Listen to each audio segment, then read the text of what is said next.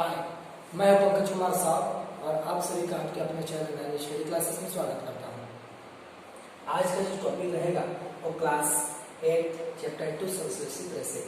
ठीक है, संश्लेषित रेशे एवं और प्लास्टिक, संश्लेषित रेशे और प्लास्टिक। ठीक है, इस पर रहेगा। अब हमें समझना है कि संश्लेषित रेशे क्या है।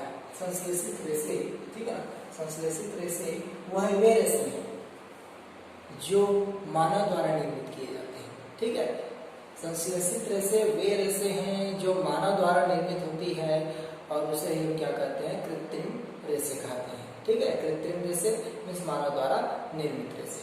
ठीक है, संश्लेषित रेशे ये हो गया। अब हम समझते हैं प्राकृतिक रेशे, प्राकृतिक रेशे और कृत्रिम रेशे। कृत्रिम रेशे, ठीक है।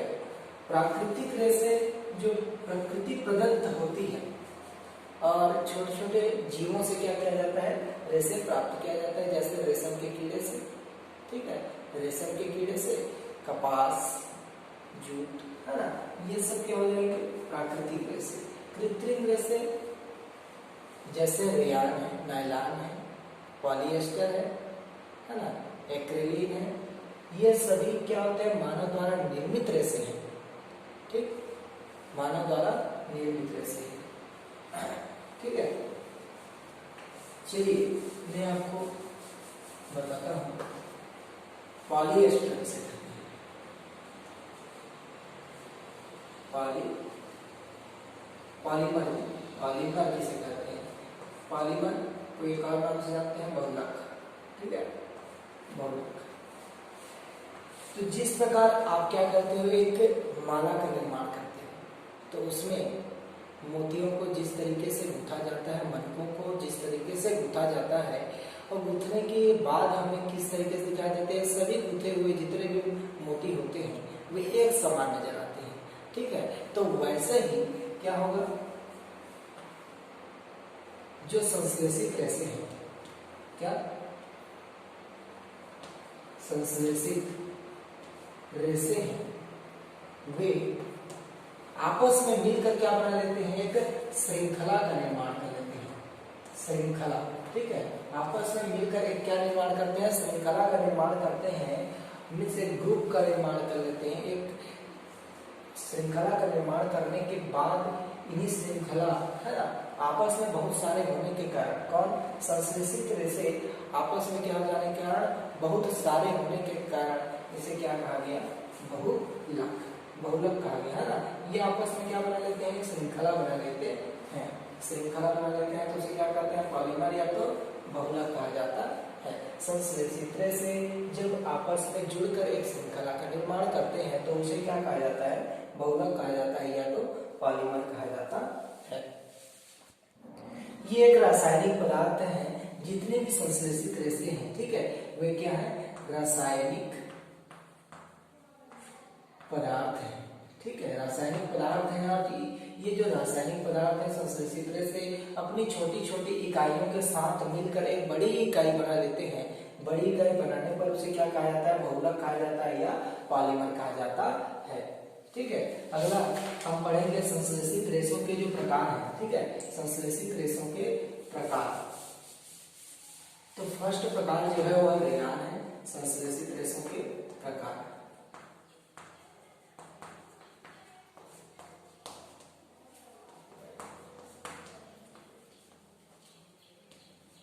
ठीक है, संश्लेषित रेशों के प्रकार में पहला जो आएगा, पहला पॉइंट क्या है, वह है रेयान। रेयान के बारे में हम पढ़ेंगे। रेयान, तो रेयान एक क्या है, संश्लेषित रेशा है जिसको क्या मनुष्यों द्वारा बनाया गया है। ठीक है, यह कृत्रिम रेशा भी है, इसे हम क्या कहते हैं, कृत्रिम रेशे या संश्लेषित रेशे के नाम से भी जानते हैं। ठीक है, संश्लेषित रेशे के भी नाम से क्या जानते हैं, इसको जानते हैं, रेशे। ठीक है, संश्लेषित रेशे, इन दोनों नामों से इनको जाना जाता है। इसकी जरूरत क्यों पड़े, तो इसके कारण, इसकी जो पीछे कारण है वह क्या है कि जब पहले क्या प्राकृतिक रूप से क्या बनाई जाती थी, रेशम से जो धागे बनाए जाते थे, है ना, रेशम से जो रेशे बनाए जाते थे, किससे, रेशम से जो रेशे बनाए जाते थे वे क्या हो गए, महंगे हो गए, कीमती हो गए, ज्यादा कीमती हो गए, तो लोगों तक वह पहुंच नहीं पाया। ठीक है, कई लोगों तक वह क्या हुआ, पहुंच नहीं पाया। इसलिए उन्होंने क्या किया, मनुष्यों द्वारा क्या किया गया, संश्लेषित रेशे बनाया गया जो कीमत में भी क्या हो, कम हो और सभी लोगों तक क्या हो, पहुंच पाए। ठीक है, इसलिए इसका उपयोग किया गया। और इसमें क्या होता है, इसका जो एग्जाम्पल है, कपास मिलाने पर, इसके साथ कपास मिलाकर चादर बनाई जाती है और ऊन मिलाकर गलीचे बनाए जाते हैं। ठीक है, तो रेयान तो आपको समझ में आ गया होगा। रेयान एक कृत्रिम अथवा संश्लेषित रेशा है ना। इसकी जो आवश्यकता पड़ी, आपको लिखना पड़ेगा कहाँ से, यहाँ से स्टार्टिंग होगी, रेशम के जो धागे, रेशम के जो है ना, रेशम के जो रेशे बनते थे वह कीमत में क्या होते थे, अधिक होते थे। अधिक होने के कारण क्या हो गया, अधिक होने के कारण उसको, वे जो अधिक होने के कारण वह लोगों तक पहुंच नहीं पाया। ठीक है, लोगों तक क्या नहीं हो पाया, पहुंच नहीं पाया। इसलिए मनुष्यों द्वारा क्या किया गया, मनुष्यों द्वारा कृत्रिम रेशे का क्या किया गया, उत्पादन किया गया और जिसको क्या नाम दिया गया, रेयान। ठीक है, दूसरा जो रेशा है, दूसरा जो संश्लेषित रेशा है वह है नायलॉन। ठीक है, नायलॉन। ये जो नायलॉन है यह भी मानव निर्मित द्वारा है, मानव निर्मित रेशा है। और यह जो रेशा है वह कीमत में सस्ता व चमकदार दिखाई देता है। ठीक है, यह जो रेशा है वह हल्का है, प्रत्यास्थ है। प्रत्यास्थ में समझते हैं स्प्रिंग की तरह, है ना, स्प्रिंग की तरह स्पंजी होना प्रत्यास्थ कहलाता है। ठीक है, अब उसके बाद ये चमकीला भी है, चमकीला। ठीक है, ये चमकीला है। और ये जो इतना हल्का होने के कारण यह क्या होता है, इतना चिकना होने के कारण ये सफाई करने में क्या होती है, आसानी होती है। सफाई करने में इसको आसानी मिलती है।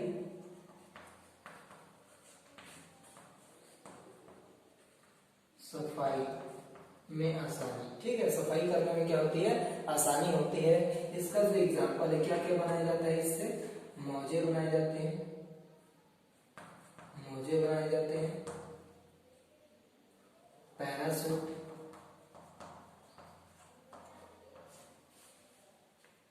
रस्सी, रस्सी और ब्रश आदि तैयार किए जाते हैं। ठीक है, नायलॉन का जो रेशा होता है वह हल्का होता है, प्रत्यास्थ होता है, उसमें क्या होता है, खिंचावट आ नहीं सकती है, उसमें लचीला, चमकीला होता है। और क्या होता है, यह इस पे जब मुड़ती है तो इस पे क्या नहीं आती, लकीरें नहीं पड़ती। इसका जो कपड़ा है मुड़ता है या तो कुछ भी होता है तो उसमें सिलवटें नहीं पड़ती हैं। यह हो गया नायलॉन। अब तीसरा नंबर हम पढ़ेंगे क्या, पॉलिएस्टर। तीसरा नंबर का जो संश्लेषित रेशा है वह क्या है, पॉलिएस्टर। पॉलिएस्टर, ठीक है, पॉलिएस्टर। तीसरा पॉइंट क्या है, पॉलिएस्टर। यह संश्लेषित रेशे का जो तीसरा है ये अभी मानव द्वारा है। और टेरेलिन, ठीक है, इसमें मुख्य रूप से टेरेलिन एक प्राकृतिक क्या है, एक कृत्रिम पॉलिएस्टर है ना, एक पॉलिएस्टर है, पॉलिएस्टर है, कृत्रिम पॉलिएस्टर है। और यह जो पॉलिएस्टर है एक ऐसा पॉलिएस्टर है जिससे बोतल, बर्तन आदि बनाए जाते हैं। इसको PET के नाम से भी जाना जाता है, पॉलिएस्टर। ठीक है, हाफ नाम से भी जानते हैं पॉलिएस्टर। इससे बोतल, बर्तन और तारें भी, तार की जो कवर होती है ना, तार की जो कवर होती है उसको भी इससे क्या किया जाता है, बनाया जाता है, बनाए जाते हैं। किससे? पॉलिएस्टर से। ठीक है, याद रहेगी। ठीक, पॉलिएस्टर से क्या, ये जो टेरिलीन जो पॉलिएस्टर है ना, टेरिलीन एक क्या है, पॉलिएस्टर है। और पॉलिएस्टर क्या है, संश्लेषित रेशा है। संश्लेषित रेशा है उसका मतलब क्या है, मानव द्वारा क्या है, निर्मित है ना, कृत्रिम रेशा है। और पॉलिएस्टर को पीईटी से जाना जाता है। मतलब पॉलिएस्टर के जो एग्जाम्पल है, क्या क्या बनता है पॉलिएस्टर से, बॉटल बनती है, बर्तन बनती है, तार बनती है, ये सब इत्यादि बनते हैं।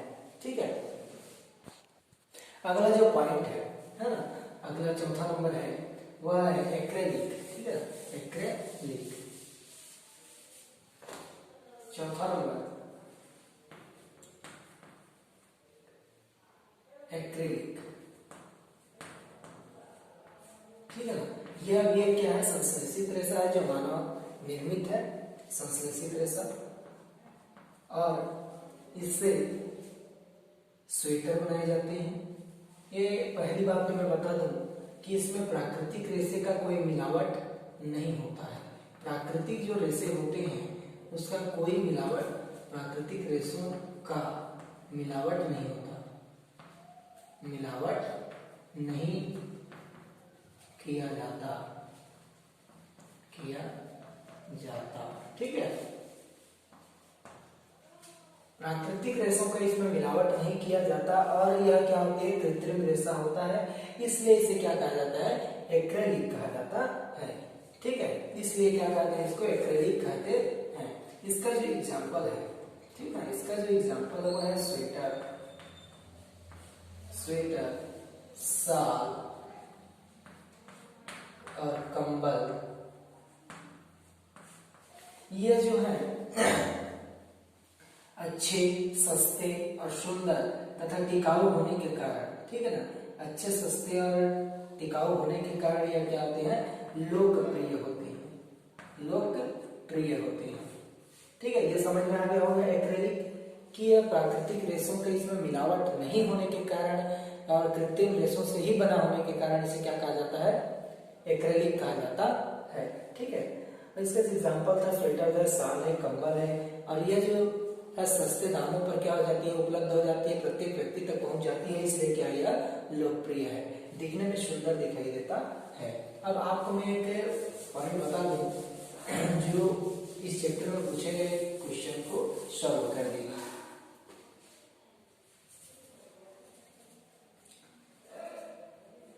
प्राकृतिक रेशे व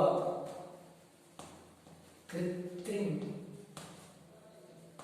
रेशों के जो गुणधर्म है, रेशों के गुणधर्म, ठीक है, प्राकृतिक रेशे और कृत्रिम रेशों के जो गुणधर्म है, तो हम जब प्राकृतिक रेशे को, है ना, ये क्वेश्चन आएगा, तो कृत्रिम रेशे को जब क्या करते हैं, जब हम कृत्रिम रेशे को जब आग लगाते हैं, ठीक ना, उसको जलाते हैं, तो जलाने के बाद क्या होती है, वह शरीर पर क्या हो जाती है, चिपक जाती है, शरीर में क्या हो जाती है, चिपक जाती है, जिससे क्या हो सकते हैं, फोले पड़ सकते हैं।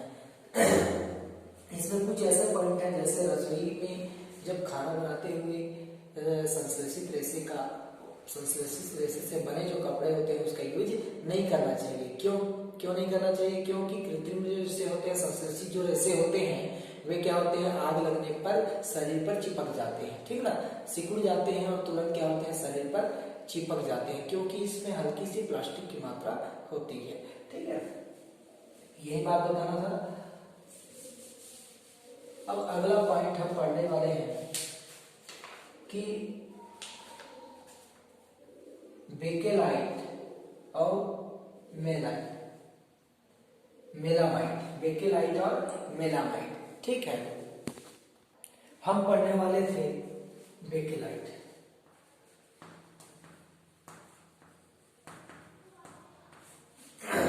बेकेलाइट, ये बेकेलाइट क्या है ना, ये किसके अंदर आता है, प्लास्टिक के अंदर प्लास्टिक के अंतर्गत हम पढ़ रहे हैं क्या, बेकेलाइट। बेकेलाइट, बेकेलाइट एक ऐसा रासायनिक पदार्थ है, ऐसा प्लास्टिक है, ठीक है ना, जो ऊष्मा को क्या कर सकता है, सहन कर सकता है। ऊष्मा को क्या कर सकता है, सहन कर सकता है। ऊष्मा को सहन कर सकता है तो और क्या कर सकता है, विद्युत, है ना, विद्युत ऊष्मा को सहन कर सकता है और विद्युत को भी सहन कर सकता है, अर्थात ऊष्मा और विद्युत का क्या है, यह कुचालक है, कुचालक है। इसमें करंट प्रवाहित नहीं होगी, ठीक है ना।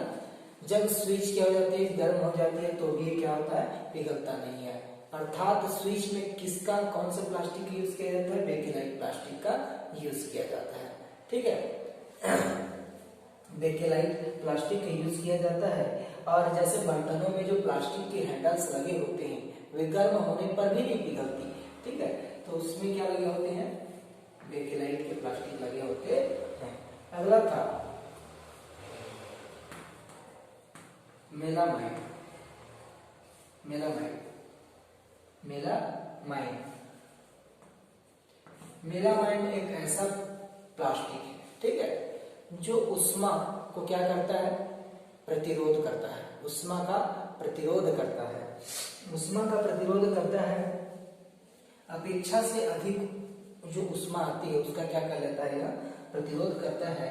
और इसकी जो बनी होती है, क्या बनती है, घर में जो टाइल्स लगाई जाती है, ठीक है, टाइलें लगाई जाती है, फर्श पे जो टाइल्स लगाई जाती हैं उसमें उपयोग किया जाता है। और रसोई के जो बर्तन होते हैं, है ना, बर्तनों में भी इसका यूज किया जाता है। और जब रसोई में खाना बनाने के लिए इससे बने कपड़ों का भी यूज किया जाता है। रसोई में जब खाना बनाते रहते हैं तो आग ना लगे उसके लिए इससे क्या बनाए जाते हैं, कपड़े बनाए जाते हैं, ठीक है।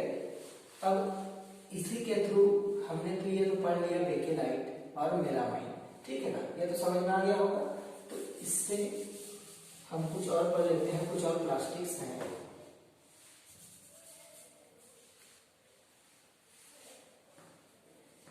थर्मोप्लास्टिक, ठीक है। थर्मोप्लास्टिक क्या है, तो आपको समझना है थर्मोप्लास्टिक क्या है। थर्मोप्लास्टिक एक ऐसा प्लास्टिक है जिसको ऊष्मा देने पर, है ना, एक ऐसा प्लास्टिक है जिसको ऊष्मा देने पर नरम हो जाती है और जिस भी आकृति में आप क्या कर रहे हो उसको चेंज करना चाहो तो क्या हो जाती है, चेंज हो जाती है, मीन्स अपनी आकृति से विकृति हो जाती है ना, विकृत हो जाती है। अपनी आकृति पर पहले वाली आकृति से क्या हो जाती है, वह विकृत हो जाती है, मीन्स अलग आकृति प्राप्त कर लेती है। अगर ऊष्मा उसे प्रदान किया जाए, है ना, ऊष्मा प्राप्त हो जाती है, जब इस प्लास्टिक को ऊष्मा दी जाती है, ऊष्मा दी जाती है तो वह जाती है, तो वह क्या कर लेती है, अपनी आकृति को क्या कर लेती है, विकृत कर लेती है, मीन्स बदल लेती है। अपनी आकृति से वह क्या हो जाती है, नरम होकर मुड़ जाती है, तो उसे क्या कहते हैं, थर्मोप्लास्टिक कहा जाता है। थर्मोप्लास्टिक एक ऐसा प्लास्टिक है जिसको ऊष्मा देने पर वह क्या हो जाता है, अपनी आकृति को क्या कर लेता है, वह चेंज कर लेता है और नरम होकर वह क्या हो जाता है, मुड़ जाता है, उसे क्या कहते हैं, थर्मोप्लास्टिक कहा जाता है। For example polythene, polythene, PVC, ठीक है, इसका उपयोग हम क्या करते हैं, खिलौने बनाने में किया जाता है। अब दूसरा पॉइंट है थर्मोसेटिंग। थर्मोसेटिंग जिसको क्या किया जाता है, ऊष्मा देने पर, जस्ट अपोजिट होगा, है ना, उस जिसको ऊष्मा देने पर, ऐसा जो प्लास्टिक है जिसको ऊष्मा देने पर वह न तो गर्म होती है लेकिन वह नरम नहीं हो पाती, नरम नहीं होती और पिघलती नहीं है, नरम होकर अपनी आकृति को वह चेंज नहीं करती, तो उसे क्या कहते हैं, थर्मोसेटिक प्लास्टिक कहा जाता है। थर्मोसेटिक प्लास्टिक किसे कहते हैं, कार्य पर क्या कहेंगे आप, कि जिस प्लास्टिक को ऊष्मा देने पर वह अपनी कठोरता बनाए रखती है, नरम नहीं होती और अपनी आकृति को चेंज नहीं करती, परिवर्तन नहीं होने देती, तो उसे हम क्या कहते हैं, थर्मोस्टेटिक प्लास्टिक कहते हैं। इसके जो एग्जाम्पल है वह मैंने अभी जो पढ़ाया आपको, बेकेलाइट और मेलामाइन, ठीक है, ये दोनों एग्जाम्पल इसी के हैं।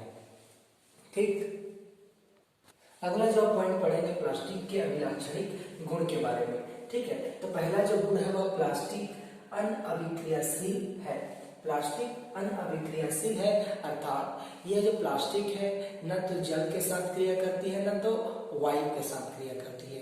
ठीक है, यह नष्ट नहीं होने वाली प्लास्टिक है, जिसे नष्ट होने में बहुत समय लगता है। ठीक है, वह क्रिया नहीं करती और यह सड़ती न गलती न कुछ नहीं है, इसलिए इसमें क्या होता है, रासायनिक पदार्थों को प्लास्टिक पे रखा जाता है। दूसरा है प्लास्टिक हल्का तथा मजबूत होता है। ठीक है, प्लास्टिक क्या होता है, हल्का होता है और क्या होती है, मजबूती होती है, जिसके कारण इसे क्या किया जाता है, कई अंतरिक्षों में भी इसका क्या किया जाता है, उपयोग किया जाता है और बर्तनों में इसका उपयोग किया जाता है हैंडल के रूप में। तीसरा पॉइंट क्या कहता है, प्लास्टिक कुचालक है। प्लास्टिक कुचालक है, प्लास्टिक कुचालक होने के कारण हम क्या करते हैं, इसको तार के ऊपर, है ना, तार के ऊपर कवर के रूप में यूज करते हैं और पंखे पे यूज करते हैं। कहीं ऐसे प्लास्टिक है जो क्या करते हैं, हम चप्पलों का भी यूज करते हैं, चप्पलों का भी ऐसे प्लास्टिक चप्पल जो आती है उसका भी यूज करते हैं, जिसके होती है विद्युत का कुचालक होने के कारण यह हमें सरलता से प्राप्त हो जाती है और यह कम होती है, कम सस्ते कीमतों में होती है, सस्ते कीमत में होने के कारण सभी लोगों तक क्या होते हैं, उपलब्ध होते हैं। चलिए मैं आपको अंतिम पॉइंट पढ़ा देता हूँ। हम जान लेते हैं कि जो प्लास्टिक है वह पर्यावरण के लिए कितनी हानिकारक है। पर्यावरण के लिए जो प्लास्टिक है वह हानिकारक बहुत है, क्योंकि प्लास्टिक तो कई उसका क्या नहीं होता, अपघटित नहीं होता, अपघटन नहीं होता। प्लास्टिक ऐसा एक पदार्थ है जो क्या होता है, अपघटन नहीं होता और क्या होती है, जब इसे जला दिया जाता है तो इसमें कार्बन विषैली गैसें निकलती है जो वायुमंडल में क्या हो जाती है, घुल जाती है ना, जिससे वायुमंडल में उपस्थित ऑक्सीजन की मात्रा की क्या हो जाती है, कमी होने लगती है। तो मैं आपको अनिम्नीकृत किसे कहते हैं, वे पदार्थ है जिन्हें अपघटित करने पर प्राकृतिक रूप से वे क्या नहीं होते, अपघटित नहीं होते, नष्ट नहीं होते, उसे क्या कहा जाता है, अनिम्नीकरण कहा जाता है। ठीक है, इसके बाद आता है निम्नीकरण। निम्नीकरण की परिभाषा क्या होगी, जस्ट अपोजिट अनिम्नीकरण के, कि वे पदार्थ जिनको अपघटित करने पर प्राकृतिक रूप से क्या हो जाते हैं, वे नष्ट हो जाते हैं या अपघटित हो जाते हैं, उसे क्या कहा जाता है, निम्नीकरण कहा जाता है। आज के इस वीडियो में आज के लिए बस इतना ही। आगे के वीडियो देखने के लिए आप चैनल को सब्सक्राइब कीजिए और बेल आइकन को दबा दीजिए।